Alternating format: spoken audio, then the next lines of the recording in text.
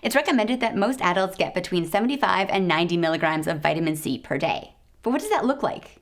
What foods are high in vitamin C, and how does cooking change their content? Let's science it. Hey, welcome to Nourishable. I'm Dr. Lara. Vitamin C is an essential nutrient that we need to get from our diet. Deficiency leads to scurvy, causing a whole slew of problems like bleeding gums, impaired wound healing, and even death.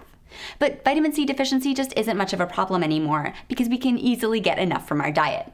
Lots of plant foods are loaded with vitamin C. 1 navel orange, or 1 cup of kale, or half a cup of red bell pepper each provide a day's worth. Other rich sources are strawberries, broccoli, Brussels sprouts, and kiwi.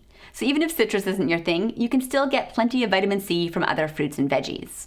Potatoes also have vitamin C, but you shouldn't rely on French fries to cover your needs. It turns out that vitamin C is highly sensitive. It's easily destroyed by oxygen, light, copper, and in the case of French fries, heat. So when it comes to vitamin C, how you prep your food matters. Vitamin C is water soluble and will leak out of foods into hot cooking water. To preserve vitamin C content, you can replace boiling with other methods that use less water and shorter cooking times, like microwaving, steaming, and stir-frying. Some metals like copper can deactivate vitamin C, so don't cook using copper pots. Since it's also sensitive to oxygen, cutting foods beforehand will destroy some vitamin C due to air exposure. It's best to store fruits and veggies whole until you need them, and if you have to chop in advance, cut foods into larger pieces.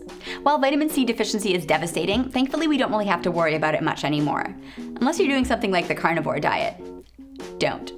Since vitamin C is water soluble, our bodies can't efficiently store it, so we have to eat some every day.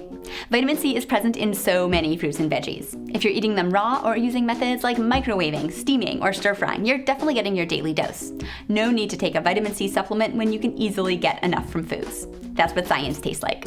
Thanks for tuning in to Nourishable. Check out my references in the video description and be sure to subscribe to stay up to date on all things nutrition.